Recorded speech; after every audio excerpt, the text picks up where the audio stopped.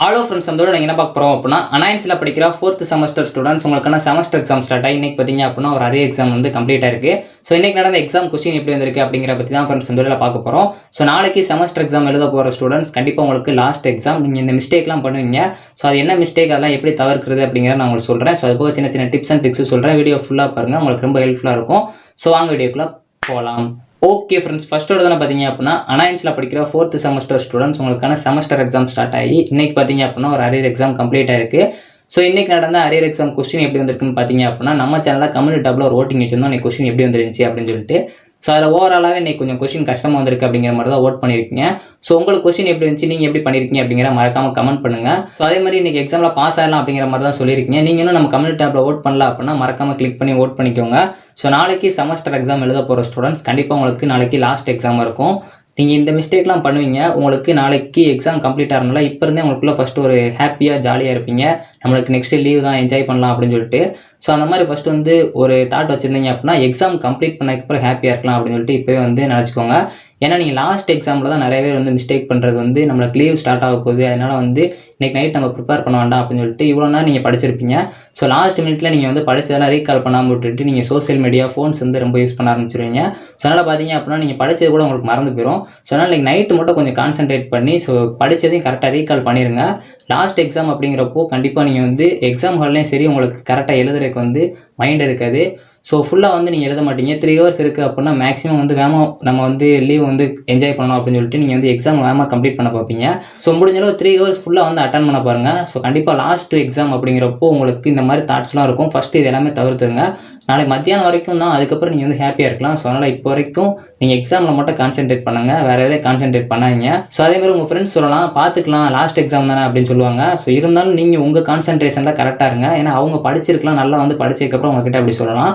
So அதனால் வந்து எப்பயுமே வந்து எக்ஸாமில் லாஸ்ட் எக்ஸாமில் அதுவும் நிறைய ஸ்டூடெண்ட்ஸ் வந்து இந்த மிஸ்டேக் பண்ணுவீங்க. ஸோ கண்டிப்பாக கான்சென்ட்ரேட் பண்ணுங்கள். ஸோ எப்பயும் போல் பேப்பர் ப்ரெசன்டேஷன் நல்லா பண்ண பாருங்கள் எக்ஸாமில். ஸோ உங்களுக்கு தேவையான ஸ்டேஷனரி, ஸ்கேல், பென்சில், அதுக்கப்புறம் ஹால் டிக்கெட்டை மறக்காமல் எடுத்துகிட்டு போயிருங்க. ஸோ பேப்பர் ப்ரெசன்டேஷன் பொறுத்த வரைக்கும் சப்கெட்டிங்ஸ் போட்டு எழுதுங்க, பாயிண்ட்ஸ் போட்டு எழுதுங்க. டயக்ராம் இருந்துச்சு அப்படின்னா டயக்ராம் கொடுக்க பாருங்கள். எக்ஸாம்பிள் இருந்துச்சு அப்படின்னா கண்டிப்பாக எக்ஸாம்பிள் கொடுக்க பாருங்கள். ஸோ அது போக கரண்ட்டில் அந்த அல்கோரிதம் எங்கே யூஸ் பண்ணுறாங்க, இல்லை கரண்ட்டில் அந்த டெக்னிக் எங்கே யூஸ் பண்ணுறாங்க, இல்லை மெக்கானிசம் எங்கே யூஸ் பண்ணுறாங்க அப்படிங்கிறலாம் ஸோ கரெக்டாக மென்ஷன் பண்ண பாருங்கள். ஸோ ரீகால் கண்டிப்பாக பண்ணுங்கள். படித்து தான் மறக்காமல் ரீகால் பண்ணிட்டு போயிருங்க. ஸோ அதே மாதிரி எக்ஸாம்லேயே நீங்கள் எழுதி முடிச்சதுக்கப்புறம் ரீசெக்அப் பண்ண பாருங்கள். டைம் மேனேஜ்மெண்ட் கண்டிப்பாக வந்து ஃபாலோ பண்ண பாருங்கள். நிறைய பேருக்கு வந்து டைம் பத்தலை அப்படிங்கிற மாதிரி சொல்லிட்டு இருக்கீங்க. டைம் மேனேஜ்மெண்ட் கரெக்டாக ஃபாலோ பண்ண பாருங்கள். ஸோ லாஸ்ட் எக்ஸாம் கண்டிப்பாக 3 hours இல்லைனாலும் ஒரு 2 hours 45 minutes ஆச்சும் வந்து எக்ஸாம்களுக்குள்ள ஃபுல்லாக வந்து இருந்து அட்டன் பண்ண பாருங்கள். ஸோ லாஸ்ட் எக்ஸாம் சொல்லிட்டு ரொம்ப அசால்ட்டாக இருக்காங்க. ஸோ அதே மாதிரி அனெக்ஸர்லாம் கரெக்டாக டிக் பண்ண பாருங்கள். லாஸ்ட் எக்ஸாம் அப்படிங்கிறனால அவசரத்தில் வந்து கரெக்டாக டிக் பண்ண மாட்டீங்க, இல்லை பேக்கில் டிக் பண்ண மாட்டீங்க. ரெஜிஸ்டர் நம்பர், சப்ஜெக்ட் கோட் எல்லாமே வந்து கரெக்டாக போட பாருங்கள். ஸோ கொஸ்டின் நம்பர் கரெக்டாக போட பாருங்கள். கொஸ்டின் நல்லா ரீட் பண்ணுங்கள். ஸோ அதே மாதிரி ஒரு சில டைம் கொஸ்டின் தப்பாக கூட கேட்டுக்க சான்சஸ் இருக்குது. கிரேஸ் மார்க் கிடைக்க கூட வாய்ப்பு இருக்குது. ஸோ நல்லா கொஸ்டினை கரெக்டாக ரீட் பண்ணி நல்லா வந்து அட்டன் பண்ணுங்கள். ஸோ கண்டிப்பாக பேஜஸ் நிறைய வந்து ஃபில் பண்ண பாருங்கள். ஸோ அதுக்காக வந்து ஏனோ தானே எழுதாமல் கரெக்டான கான்செப்ட் கொடுத்து எழுத பாருங்கள். ஸோ எல்லா கொஸ்டினுக்கும் ஆன்சர் பண்ண பாருங்கள். ஸோ கண்டிப்பாக ஒரு கொஸ்டின் உங்களுக்கு தெரியல அப்படின்னாலும் அதுக்கு ரிலேட்டடாக இருக்க ஆன்சர் வந்து எழுத பாருங்கள்.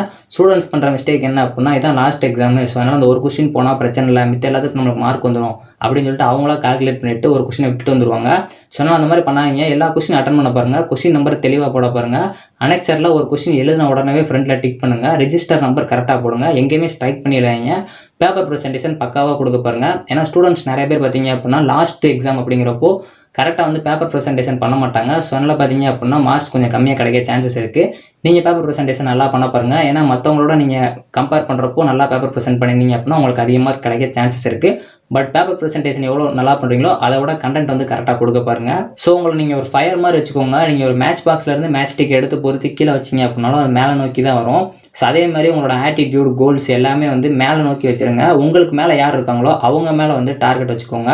அவங்களோட வந்து நம்ம மேலே போனோம் அப்படின்னு நினைங்க. உங்களுக்கு கீழே இருக்கவங்களை வந்து கான்சென்ட்ரேட் பண்ணாதீங்க. ஓகே ஃப்ரெண்ட்ஸ், நீங்கள் ஓரளவு கொஸ்டின் கஷ்டமாக தான் வந்திருக்கு. ஸோ நாளைக்கு லாஸ்ட் எக்ஸாம் எழுத போகிற செமஸ்டர் எக்ஸாம் ஸ்டூடெண்ட்ஸ் கண்டிப்பாக நல்லா பண்ண பாருங்கள். கொஸ்டின் ஈஸியாக தான் வரும். All the best friends.